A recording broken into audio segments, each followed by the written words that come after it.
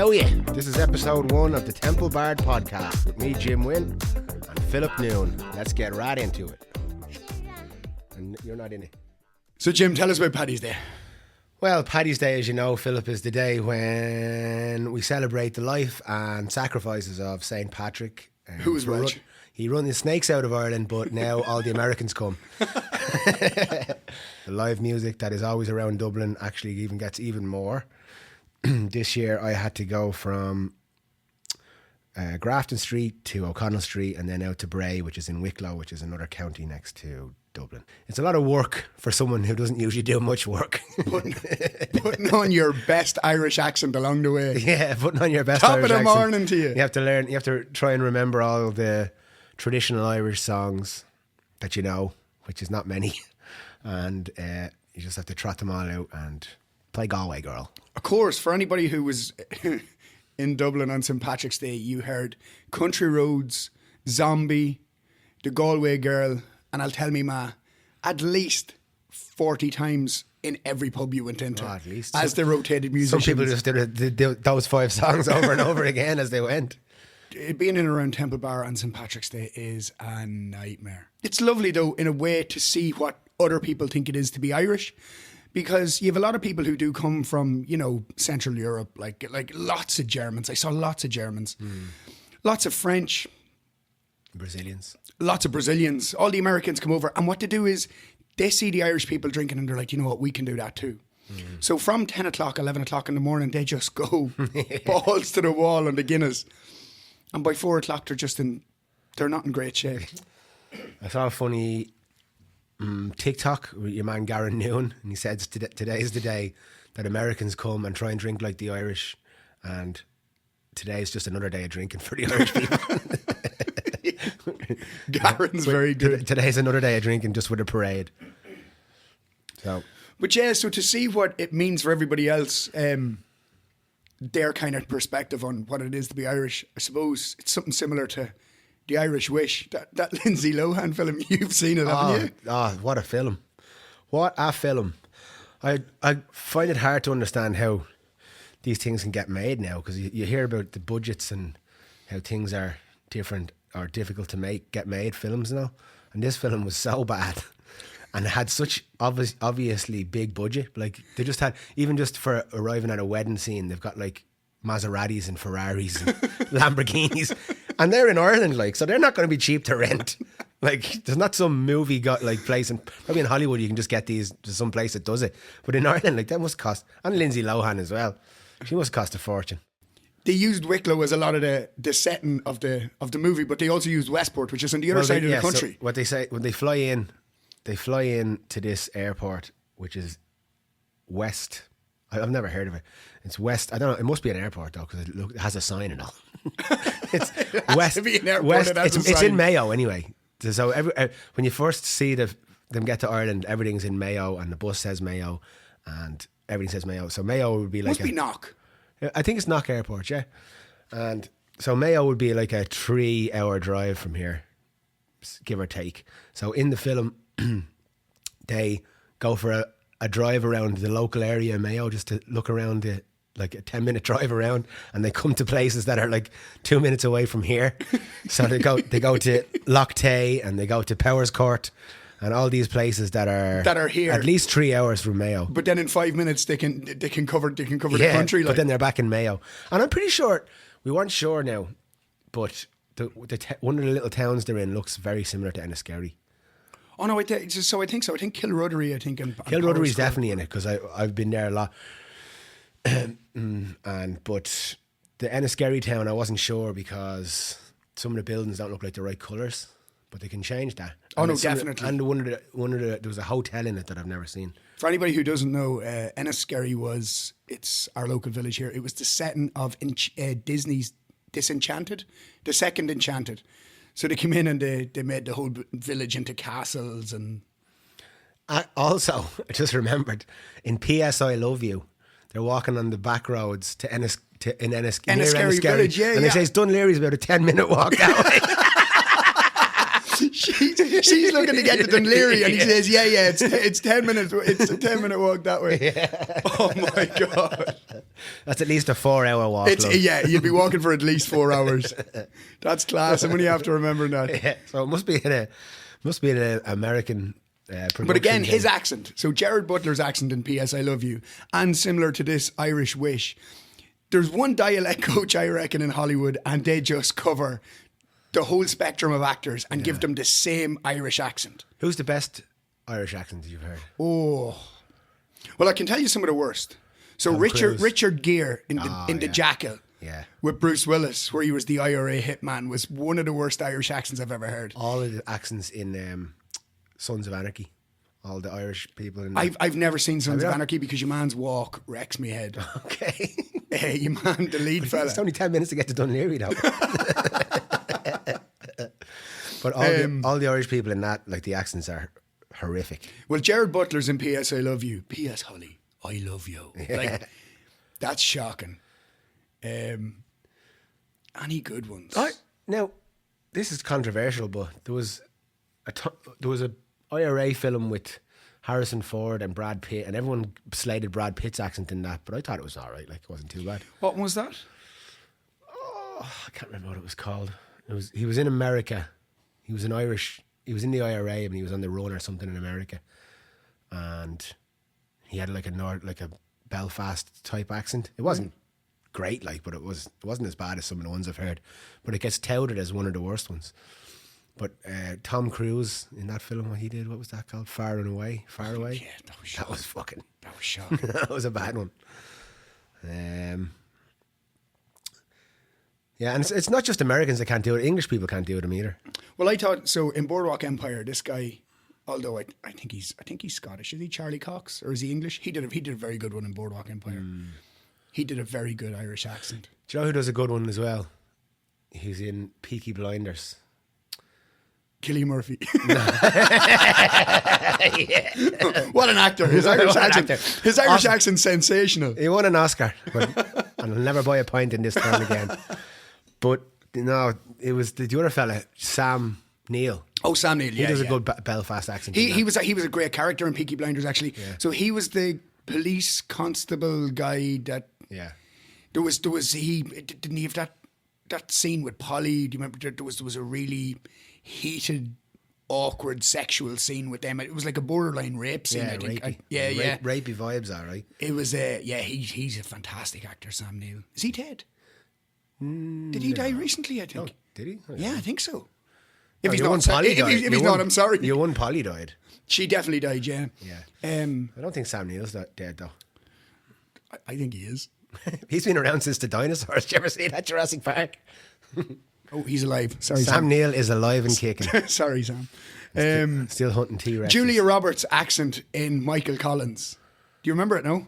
I watched it She was Kitty something. Kitty O'Shea. Kitty O'Shea. Hers was, questionable. So, yeah, that's, in terms of Irish accents, that's... It's a low bar. We're not asking for much. No. We have seen very few good ones. But I wonder, is it like that for everyone? Like if you're Scottish or American? No. I think Americans... Mel Gibson's accent in Braveheart was brilliant.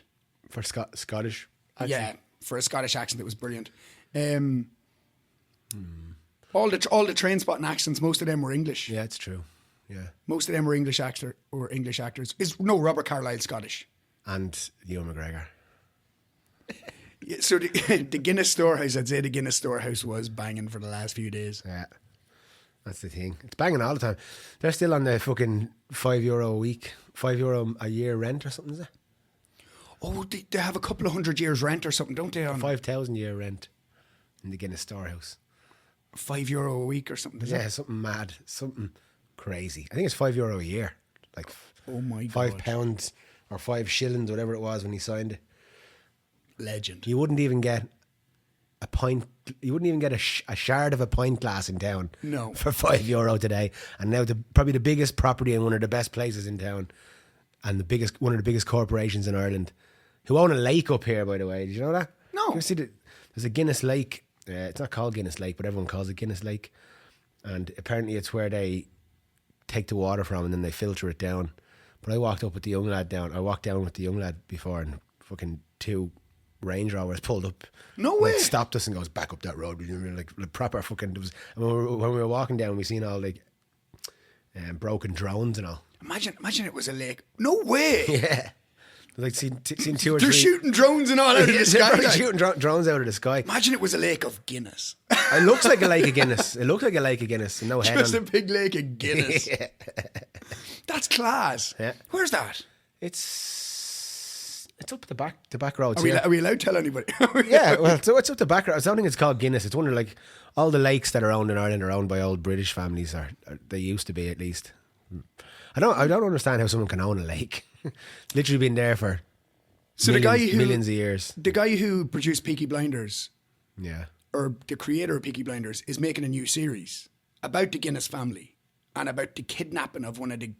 It's like a period. It's like a new series, like a period about one of the Guinness family that got kidnapped or something like that back in. Yeah, but it looks decent. I'd watch that, yeah. I'd give that a go. That's the only thing I'm looking forward to is the new Beverly Hills Cop. Like, Are they making a new yeah, there's a new Beverly Hills Cop. Yeah, I'm looking with forward to it. with the boys, all with the Aquil? boys. Yeah. All the lads. Aquil. Aquil Folly. Oh, deadly. Yeah, that'd be good. I hope they don't ruin it. Serge. Serge. I am Serge. What's the other lad's name? There's what's the 2 cops that are his friends? Rosewood and Billy Rosewood, and your man's name is I can't think of his name. That's a great film. Beverly Hills. That Cop's is a great film. They were some epic. Every single one of them. I think every single one of them is good as well. You don't usually get that, so I hope they don't ruin it with the fourth one. Would it be? I think it's the 4th, isn't it? Yeah. First one. Yeah, Detroit, L.A., Wonderworld, Vegas. What was it? Oh, Wonderworld. Yeah. Wonderworld. Yeah. Yeah. That was a brilliant film. I must have watched that. I had that on DVD. I think I watched it That was maybe a few hundred times. Yeah. So do you remember when DVDs came out first, and if you had 10 DVDs, you'd watch the same 10 DVDs Over and over and over. Yeah. Or videos even, back in the day. What do you remember about being told about St. Patrick in school? He was a Welsh fella. So St. Patrick was a Welsh lad with a funny name. I can't remember what his name was, but he came to Ireland. He joined the church, and then they called him Patricius, and that's why he's. Oh, no, he was kidnapped, no? Was he kidnapped? Was Yeah, he? I think so. By the Ra, like? I think, yeah, by the Viking Ra. I think it was just after the Vikings, or around that time. So the Vikings took over Ireland and said, lads, this is what we do. We go to other countries and we grab people and bring them back and make them work for us. So they went to Wales, took this young fella, and then they brought him. I think he was from a noble-ish family. He wasn't like a... Right. He wasn't one of the lads. He wasn't one of the lads. And then they brought him over to Ireland, and he escaped or was let go.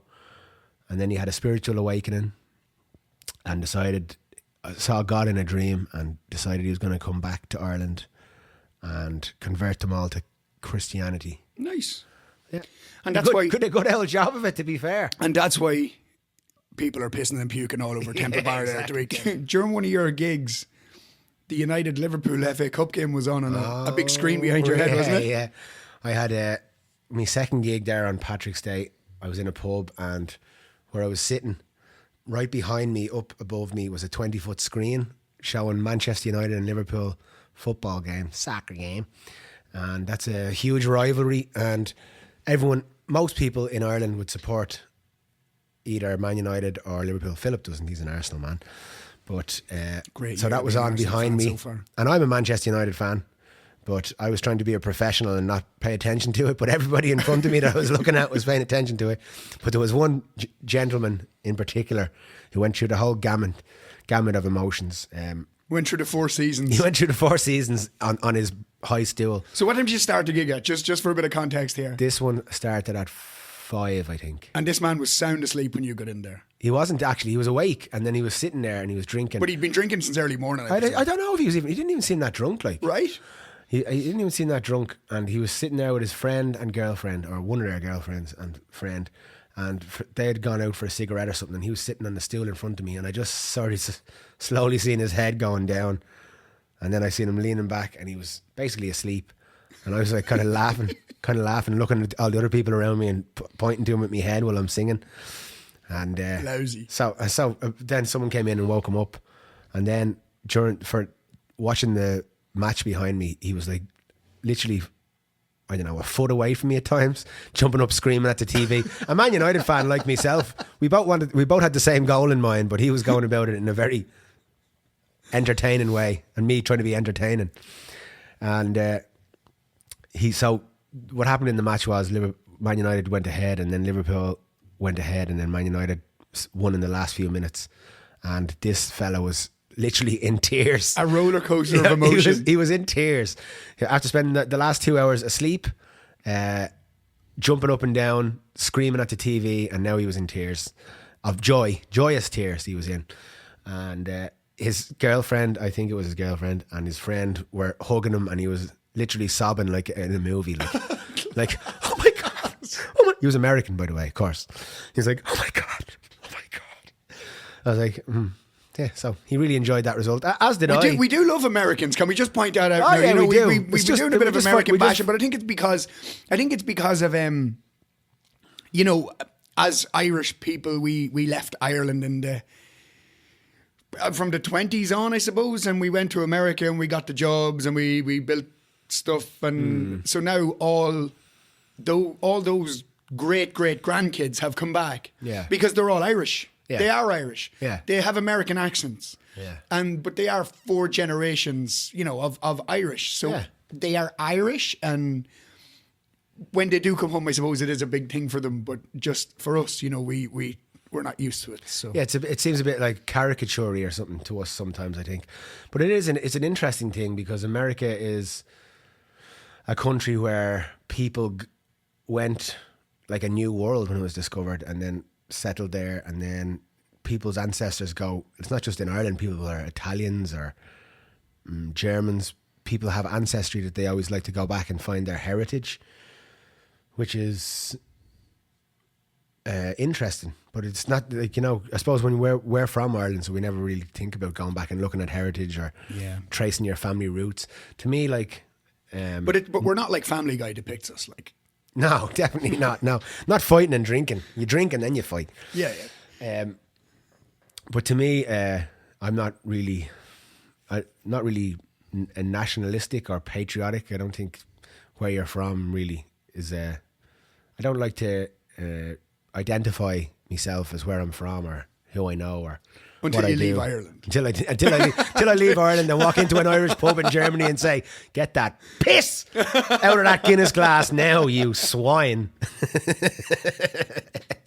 I only become patriotic when I have a bad pint of Guinness that's in a foreign country. And then it's like, up the rack, get the fuck. My great grandmother did not die in Croke Park getting shot by a fucking tank for this. Oh, Jesus. Yeah. You should probably leave that in. Yeah. Oh, that's true though. Not my great grandmother, my grandmother's sister was shot in the Bloody Sunday thing in the. No way. Yeah, in Croke Park. Remember they drove the tank? It's in Michael Collins now. Yeah, no, I know it. Yeah. There was a memorial for it there a few years ago, 100-year memorial or something. Would have been 2021, yeah. Yeah. So one of my relations was in the crowd. Got and God. then when my nanny died, we were at her funeral and we found out that one of her sisters was a bomb maker. No way. Yeah. A bomb maker for the IRA. The things you find out about your family, like you didn't know when someone dies. We're not in the IRA. We're not in the IRA. No. They wouldn't have us. No, they wouldn't. Useless. We talk too much. We talk too much. We don't look good in balaclavas.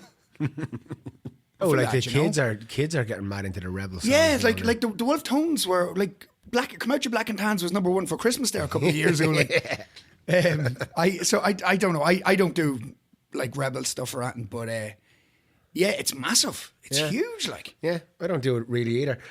I think it's more what you're brought up with, because my dad hates all that stuff, and so we never really heard it when I was younger. And then of course I have a lot of friends now who love all that stuff, but it's never. If you're going to be learning songs that you want to sing, usually it's easier to pick a song that you'd kind of, once you get a few chords going, you kind of know the words to it already, that you've listened to a lot. Well, it's mad. So I lived out in the Middle East for 5 or 6 years. And when I was living out there, when you're away from Ireland for a good spell of time, when Irish songs come on, you do go stone mad.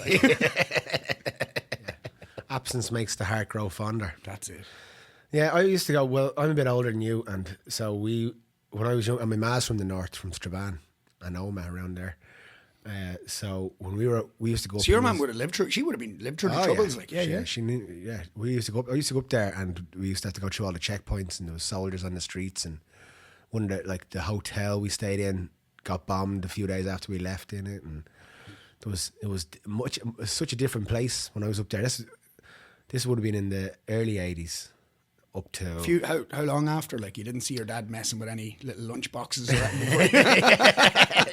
It was funny that we were up there for my granny's funeral, and that was our cover story. and it was the Something Tree Hotel in Strabane, and I think about 2 weeks after we were there, I think it's something relatively Irish. So Irish Heart, what's it called in that film? The Irish Wish. And the Lovely Girls competition in Fatherhead, the winner of that, she's St. Bridget in the Lindsay Lohan film, in the new Irish film. I watched it last night and I never copped that, but I knew she looked familiar. I didn't even know she was St. Bridget until near the end. I thought she was like a leprechaun or something. But I think it was a bit blasphemous. So St. Bridget was granting a load of wishes or something. It was. That's what it was, a wish. But then it was one of these wishes that when you wish it and it starts coming true. Is it called the Irish Wish? Is that what it's called? I think that's what it's called. Irish Wish. Yeah. Yeah, but it reminds me of like a straight to TV movie you'd see, back in the day. Like, yeah. Well, that's the thing. I think there's a lot of it was really, really made for TV, and that there's lots of close-ups of faces and things. That they knew it was going straight on a telly, as opposed to on. And it's like the template that you've seen a million times. That's like she wishes for one thing, gets another thing, falls in love with another person. In the end. Spoiler alert. Spoiler alert. But you're going to want to watch this anyway. You're going to want to watch this. You're definitely going to watch saga. this. The Irish Wish on Netflix. Irish Wish on Netflix. My missus, who usually likes these cheesy things, even she thought it was sickly cheesy. But and some films are so bad that they're good. This wasn't one of them. This is just really, really sad. Mental. Sadly awful. But some of the scenery would be good for Irish tourism. There'll be more people. There'll be more Americans next year. More Americans next Patrick's year. Day. We'll they'll all be looking for St. Bridget's seat at Powers Court in Maybe Mayo. you can turn St. Bridget's Day into something. Yeah, well, I never knew those crosses were Bridget's crosses. Oh no, I knew that. Yeah, I already knew that. I only found that out this year. Or if I knew, I didn't know before. Did you not make them in school? Yeah, I did, but I don't remember. They're called St. Bridget's crosses. I didn't remember that. I just remember we made them in school. They're like, they're not actual crosses. They're kind of artistic, Philip. I said artistic. Artistic crosses. I thought they were artistic. Artistic crosses that are not actually quite crosses. We're going to end this first episode with 5 random facts about St. Patrick from the Googles. Fact number 1, the real St. Patrick was born in Britain. Fact number 2, on St. Patrick's Day, there's a surge in Guinness sales that reveal 5.5 million pints of Guinness are sold on St. Patrick's Day. Number 3, there were never actually any snakes around for St. Patrick's to banish from Ireland. Number 4, there's an estimated 80 million Irish people worldwide claiming Irish descent. Around 33 million in America claim Irish ancestry. That's 10.5% of the whole population of America. Fuck. Oh my God. Oh my God. Number 6, and this ties in with the Irish Wish, Ireland's only female patron, St. Bridget, has her own holiday. That was number 5. Oh, sorry. But they're the 5 facts. Yeah, they're the 5 facts. 5 facts is number 6. There's still snakes in Ireland. I've met loads of them. That's all from us on the Temple Bard podcast. Sláinte.